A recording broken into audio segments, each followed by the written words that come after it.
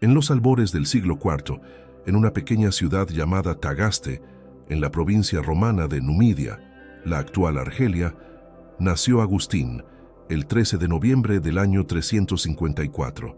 Su nacimiento estuvo envuelto en la expectación de su madre, Mónica, una cristiana devota, que desde el seno lo consagró al Dios vivo. Su padre, Patricio, era un pagano de temperamento fuerte y ambiciones políticas modestas, pero con un respeto creciente por las convicciones de su esposa. Toleraba la fe cristiana de Mónica, aunque solo aceptó el bautismo poco antes de morir, influido por el testimonio de su mujer. Desde temprano, Agustín reveló una inteligencia fuera de lo común. Fue enviado a estudiar gramática en Madaura y más tarde retórica en Cartago, una ciudad ferviente de cultura y vicios, donde se sumergió en los estudios, pero también en las pasiones desordenadas de la juventud. Su madre, atenta y perseverante, jamás cesaba de orar y ayunar por él. Lloraba con frecuencia, pidiendo a Dios que su hijo abandonara los errores del mundo y se convirtiera a la luz de la verdad. Pero Agustín, sediento de placer y conocimiento, resistía los ruegos maternos. En Cartago, Agustín se relacionó con una mujer con la que tuvo un hijo, Adeodato, cuyo nombre significa dado por Dios. Aunque no estaban casados, Agustín se mantuvo fiel a su compañera durante muchos años, tratándola con respeto y afecto, pero aún distante de la moral cristiana. Buscando respuestas a las inquietudes del alma y a los misterios del universo, Agustín se adhirió al maniqueísmo, una secta gnóstica que prometía explicar el mal como un principio eterno e independiente de Dios.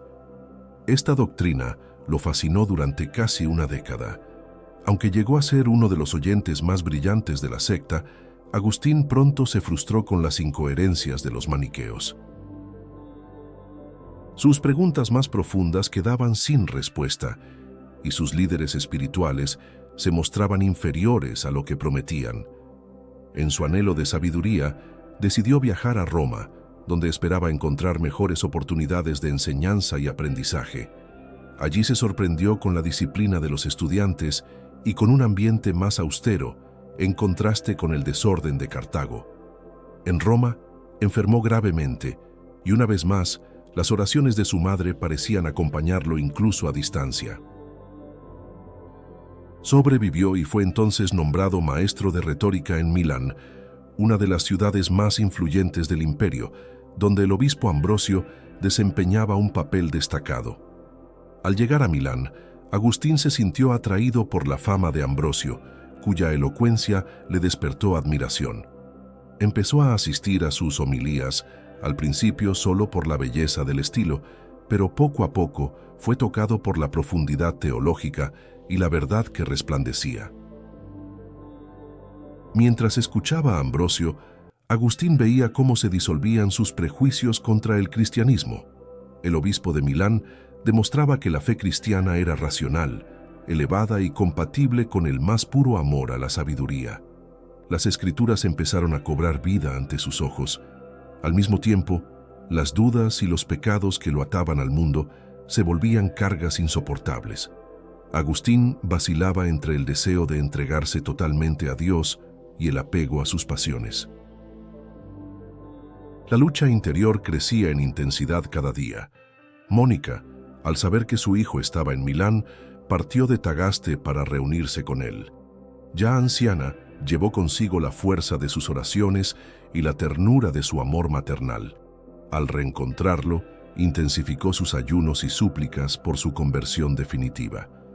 Agustín, ahora dividido entre el mundo y Dios, buscaba consuelo en la filosofía neoplatónica. Las ideas de Plotino y Porfirio le indicaban que el mal era ausencia del bien, no una entidad en sí misma, lo que empezó a deshacer los errores del maniqueísmo. Aún así, le faltaba la fuerza para romper con los vicios. Sabía lo que era correcto, pero no lograba hacerlo. En sus propias palabras, «Concédeme la castidad y la continencia, pero no ahora». Esta célebre frase retrata el drama de la voluntad debilitada. Cierto día, en medio de una crisis de angustia, se refugió en un jardín, y allí, atormentado, oyó una voz infantil que decía: «Toma y lee, toma y lee». Abrió entonces las Escrituras y leyó un pasaje de la Epístola a los Romanos que exhortaba a abandonar el pecado y vivir una vida nueva. La lectura fue como un rayo de luz que disipó las tinieblas interiores. Agustín se sintió invadido por una paz nunca antes experimentada. Era el momento de la gracia, el toque transformador de Dios en su alma. Allí comenzó su verdadera conversión. Sin demora, decidió abandonar la carrera pública y la vida de placeres. Se retiró a Casiciaco, una villa en las afueras de Milán, donde pasó un periodo de oración, estudio y reflexión, acompañado de su madre, amigos y de su hijo Adeodato. En Casiciaco escribió sus primeras obras filosóficas cristianas, donde ya se percibe el brillo de su mente iluminada por la fe. Era el inicio de un nuevo Agustín, que ahora buscaba la verdad no solo con la razón, sino también con el corazón. La noche de Pascua del año 387, Agustín recibió el bautismo de manos de San Ambrosio en una celebración solemne y llena de alegría. Junto a Adeodato, que también fue bautizado, sellaba así su ingreso definitivo en la Iglesia de Cristo. Mónica, al ver a su hijo renacer para la vida eterna, exultaba de alegría. Sus oraciones habían sido escuchadas. Poco después, en Ostia, durante el regreso a África, madre e hijo tuvieron una experiencia mística profunda, contemplando juntos la gloria de Dios. En Ostia, Mónica enfermó y falleció, satisfecha de ver realizado su mayor deseo. Agustín lloró, pero no con desesperación, pues sabía que su madre había alcanzado el premio de la eternidad. La enterró allí, con un corazón agradecido y transformado. De vuelta en Tagaste, Agustín deseaba vivir como monje, dedicado a la oración, al estudio de las Escrituras y a la comunión fraterna. Fundó una pequeña comunidad monástica en su ciudad natal, con los amigos que lo habían acompañado. Durante ese tiempo, se dedicó intensamente a la lectura de la Sagrada Escritura y a la composición de obras que buscaban refutar herejías y profundizar en los misterios de la fe. La fama de su santidad y sabiduría empezó a difundirse por toda la región. Fue entonces cuando, en una visita a Hipona, ciudad cercana, Agustín asistió a una misa y terminó siendo aclamado por el pueblo para convertirse en sacerdote. Renuente, pero obediente a la voluntad de Dios, aceptó la ordenación e inició una nueva etapa de su misión. Tras ser ordenado sacerdote, Agustín comenzó a colaborar estrechamente con el obispo Valerio, quien veía en él no solo a un predicador elocuente, sino a un verdadero servidor de la verdad. En poco tiempo se convirtió en una referencia espiritual para toda Hipona. Valerio, ya avanzado en edad, deseaba asegurar la continuidad de la misión pastoral. Por ello, con el consentimiento de los fieles y del episcopado, consagró a Agustín obispo coadjutor. Poco después de la muerte de Valerio, Agustín se convirtió en obispo titular de Hipona. Como obispo, Agustín renunció a la vida monástica solitaria que había deseado. Ahora su celda se convirtió en un punto de encuentro, su mesa en una escuela de sabiduría y su vida en un reflejo de la caridad pastoral enseñada por Cristo. Estableció en su residencia un modelo de vida común con los clérigos, fundando lo que más tarde se llamaría vida agustiniana. Era una comunidad de compartir, oración, estudio y servicio a los pobres, marcada por la simplicidad y la fraternidad. Desde los púlpitos de Hipona, Agustín predicaba casi a diario. Sus homilías atravesaban los muros de la iglesia y se repetían en las casas y en los mercados. Hablaba con claridad, con ardor y con una pasión que tocaba los corazones más endurecidos. Escribió innumerables obras, respondiendo a las grandes controversias de su tiempo. Contra los maniqueos, reafirmaba que el mal no era sustancia, sino privación del bien. Contra los donatistas, defendía la unidad de la Iglesia y la eficacia de los sacramentos. Los donatistas, herejes rigoristas, afirmaban que los sacramentos solo eran válidos si los administraban ministros moralmente puros. Agustín, basado en la doctrina católica, argumentaba que es Cristo quien actúa en los sacramentos y no el mérito del ministro. También combatió a los pelagianos que negaban la necesidad de la gracia divina para la salvación. Según Pelagio, el hombre podía, por sus fuerzas naturales, alcanzar la perfección moral. Agustín combatió vigorosamente este error, defendiendo la doctrina de la gracia. Para Agustín, el pecado original debilitó la voluntad humana, inclinándola al mal. Sin la gracia preveniente de Dios, nadie puede siquiera comenzar a creer. Esta doctrina, que influyó profundamente en el pensamiento occidental, nació del enfrentamiento con Pelagio. Al tratar estos temas, Agustín unía profundidad filosófica y fidelidad a las Escrituras. Usaba la razón para iluminar la fe, pero siempre sometía el intelecto a la revelación divina, enseñando que se cree para comprender y se comprende para creer mejor. Su amor por la palabra de Dios era inmenso. Comentaba con frecuencia los salmos y los evangelios, y en cada homilía se transparentaba el deseo de conducir las almas a Cristo. Consideraba la predicación como una de las mayores responsabilidades de un obispo. Decía con humildad que si predicaba bien, era por la misericordia de Dios, y si erraba, Dios corregiría a través del fruto que aún así surgiera. Su confianza no estaba en su elocuencia, sino en la acción del Espíritu Santo. Como pastor era incansable. Visitaba a los enfermos, cuidaba de los pobres, intervenía en conflictos e incluso liberaba esclavos con los recursos de la Iglesia. Era amado por el pueblo, respetado por sus colegas y temido por los herejes, pues hablaba con la autoridad de la verdad. La fama de su sabiduría se extendió por todo el mundo cristiano. Obispos, sacerdotes y fieles le escribían desde diversas partes, pidiendo consejos, interpretaciones de las Escrituras y soluciones a dilemas morales y teológicos. Agustín respondía a todos con paciencia. Aun siendo obispo, nunca dejó de ser un buscador de la verdad. Continuaba estudiando, reflexionando y escribiendo. Empezaron a surgir las grandes obras, tratados sobre la Trinidad, el libre albedrío, la catequesis, los sacramentos y tantos otros temas. Una de sus mayores obras, La ciudad de Dios, nació del dolor y la perplejidad ante la caída de Roma en 410, a manos de los godos. Muchos culpaban al cristianismo por el declive del imperio, y Agustín respondió con esta obra monumental. En ella traza la distinción entre la ciudad de Dios, formada por quienes viven según Dios, y la ciudad de los hombres, formada por quienes viven según sí mismos. Muestra que la verdadera patria del cristiano no está en la tierra, sino en el cielo. Agustín escribía para consolar, instruir y orientar. Era un pensador del tiempo y de la eternidad que leía los signos de la historia a la luz de la fe. Enseñaba que, aunque los imperios caigan, el reino de Dios permanece invencible. Otro hito de su producción intelectual es Las Confesiones, una obra autobiográfica en forma de oración.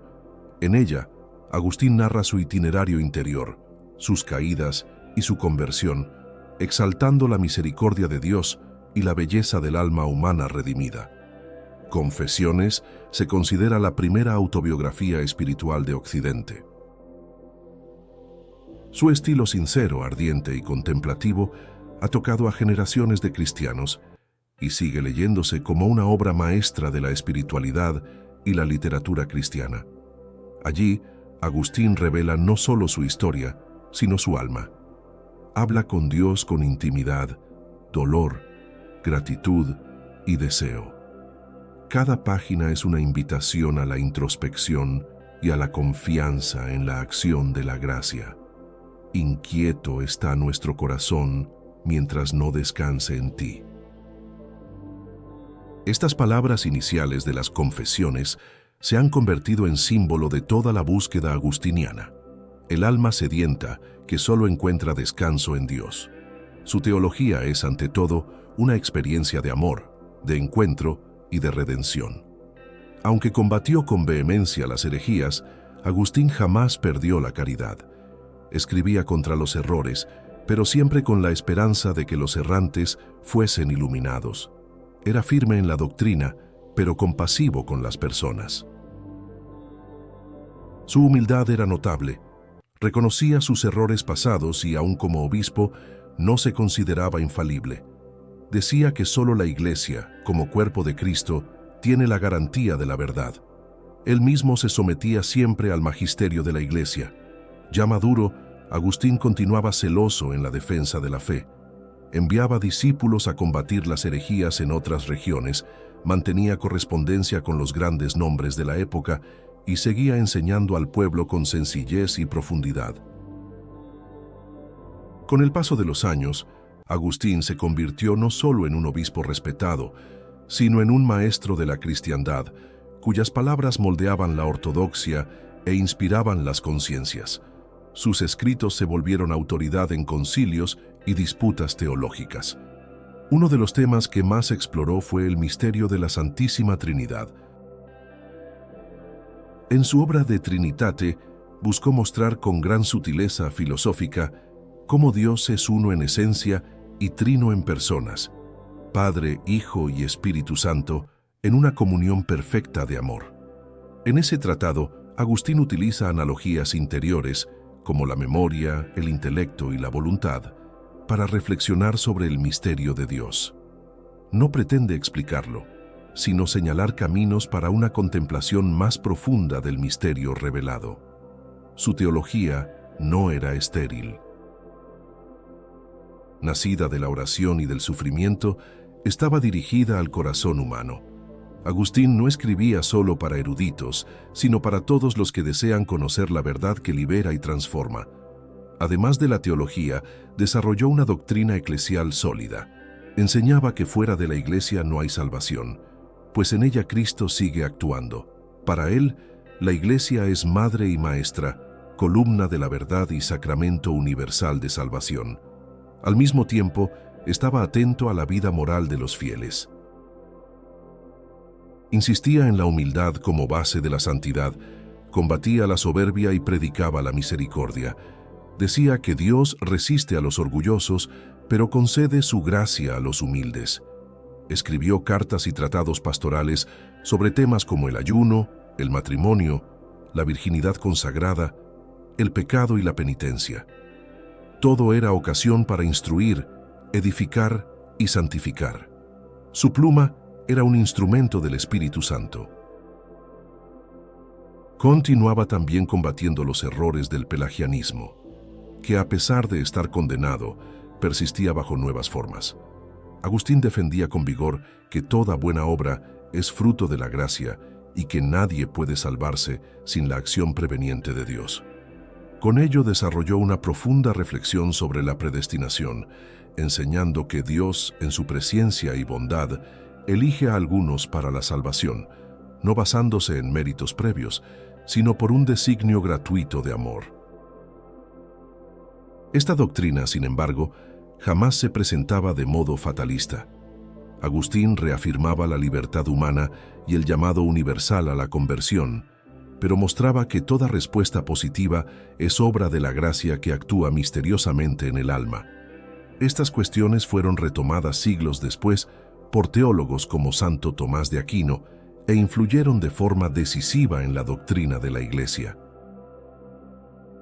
La claridad y profundidad de Agustín lo convirtieron en un maestro indispensable de la teología occidental.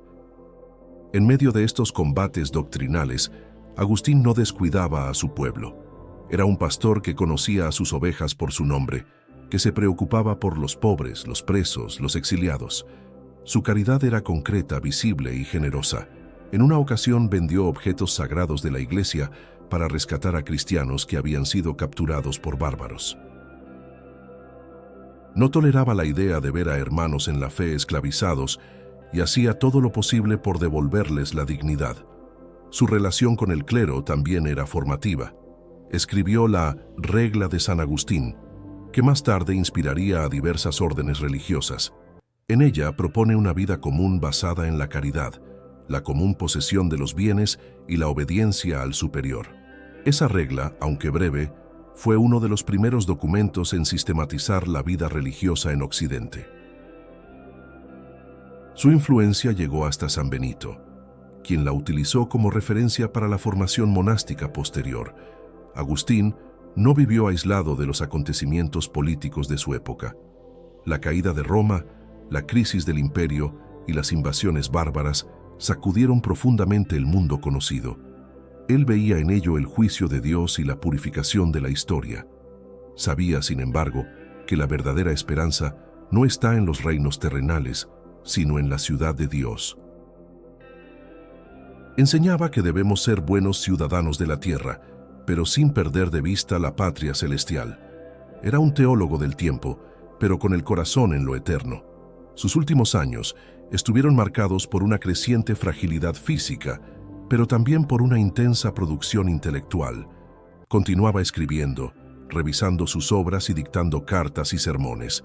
Su mente seguía vigorosa incluso cuando el cuerpo se debilitaba. En su vejez se veía como un viejo soldado de la fe, cansado pero fiel. Muchas veces lloraba al recordar sus pecados de juventud, no por desesperación, sino por una profunda conciencia de la misericordia de Dios. La humildad crecía con los años. Decía que, si alguna verdad había en sus escritos, venía de Dios, y si algo estaba equivocado, era responsabilidad suya. Sometía todo al juicio de la Iglesia y pedía que sus obras fueran corregidas, si era necesario.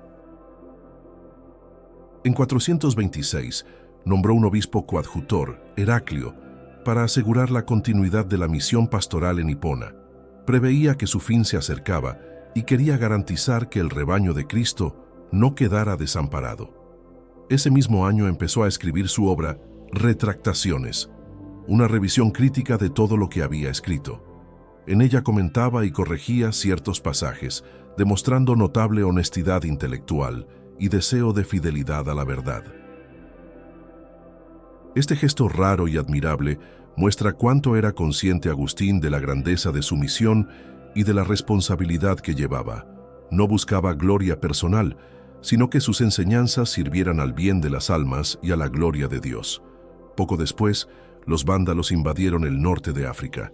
En 430 sitiaron Hipona, iniciando un cerco cruel y prolongado.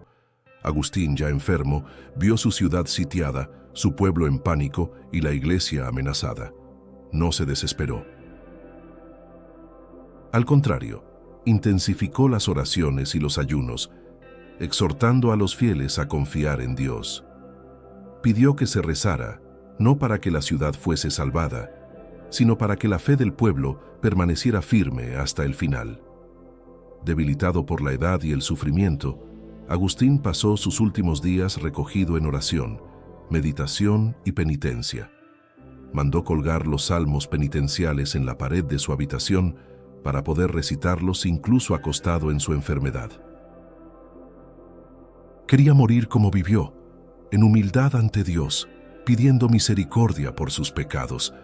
Ya no era el joven retórico de Cartago ni el obispo vigoroso de Hipona, sino un siervo cansado, a punto de entregar su alma al Señor. Durante el cerco de Hipona, vio partir a amigos y fieles, iglesias ser destruidas y la esperanza terrena vacilar. Pero su fe no se quebrantó. Decía, nada perece para quien tiene a Dios. Incluso en la ruina, el alma permanece en Cristo. En su lecho de muerte recibía pocos visitantes. Quería recogimiento y silencio. Pasaba horas en contemplación, recitando pasajes de las Escrituras, especialmente los Salmos. Su alma ya se preparaba para el encuentro con el esposo celestial. El 28 de agosto del año 430, Agustín se durmió en el Señor. Murió con la paz de los justos, rodeado de algunos pocos hermanos en la fe. Tenía 75 años. El pueblo de Hipona, aún en medio de la guerra, lamentó su pérdida como la de un padre. Su cuerpo fue enterrado en la catedral de Hipona, pero más tarde Para protegerlo de la profanación de los invasores, fue trasladado a Cerdeña y finalmente llevado a Pavía, en Italia, donde reposa hasta hoy en la Basílica de San Pietro in Ciel d'Oro. La noticia de su muerte se difundió por todo el mundo cristiano. Obispos, monjes y fieles lloraban, pero también daban gracias por su vida. Sabían que un gran faro de la fe se había apagado en la tierra, pero brillaría para siempre en el cielo.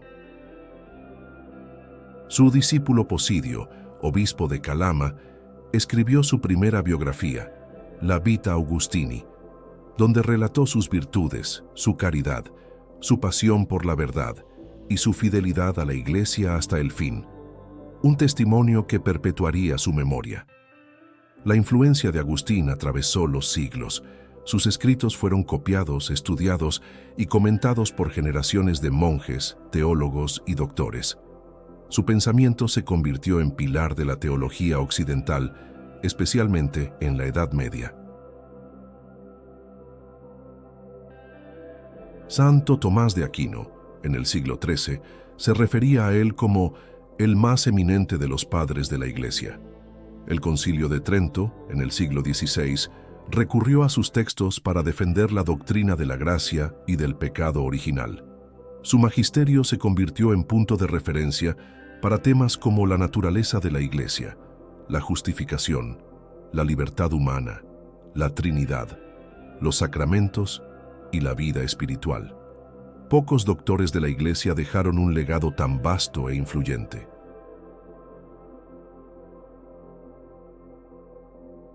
Su estilo profundo, pero accesible, siguió tocando corazones a lo largo de los siglos. Lectores de todas las edades y culturas encontraron en las confesiones no solo teología, sino un alma que habla al alma con sinceridad y ardor. Muchos se convirtieron leyendo a Agustín, otros se fortalecieron en la fe. Se convirtió en maestro de los buscadores, compañero de los pecadores arrepentidos, amigo de los teólogos y hermano de todos los que desean ver a Dios. En su espiritualidad unió razón y fe, estudio y oración, acción y contemplación. Era un pensador místico, un filósofo del amor, un pastor con el corazón en Dios y los pies en la realidad concreta del pueblo. Para él, la oración era diálogo con el Padre, el estudio una forma de amar la verdad, predicar una responsabilidad sagrada, servir a los pobres, un modo de encontrar a Cristo, vivir en comunidad, un ensayo para el cielo. En 1298, el Papa Bonifacio VIII lo declaró doctor de la Iglesia, título reservado a los maestros que más contribuyeron al profundizar y explicar la doctrina católica. San Agustín fue de los primeros en recibir tal honor. Su fiesta litúrgica se celebra el día de su muerte, 28 de agosto. El día anterior, la Iglesia honra a su madre, Santa Mónica, como signo de que las lágrimas y oraciones de las madres tienen poder ante Dios. En el arte sacro, Agustín suele representarse con un corazón en llamas, símbolo de su amor ardiente por Dios. En otras imágenes, aparece con un libro o escribiendo, indicando su misión como doctor de la gracia. Los agustinianos, religiosos que siguen su regla y espiritualidad, se han extendido por todo el mundo. Continúan su legado de búsqueda de la verdad, vida comunitaria y servicio a la Iglesia, manteniendo viva su herencia espiritual. Además de ellos, incontables congregaciones, escuelas, universidades y comunidades laicas se inspiran en San Agustín.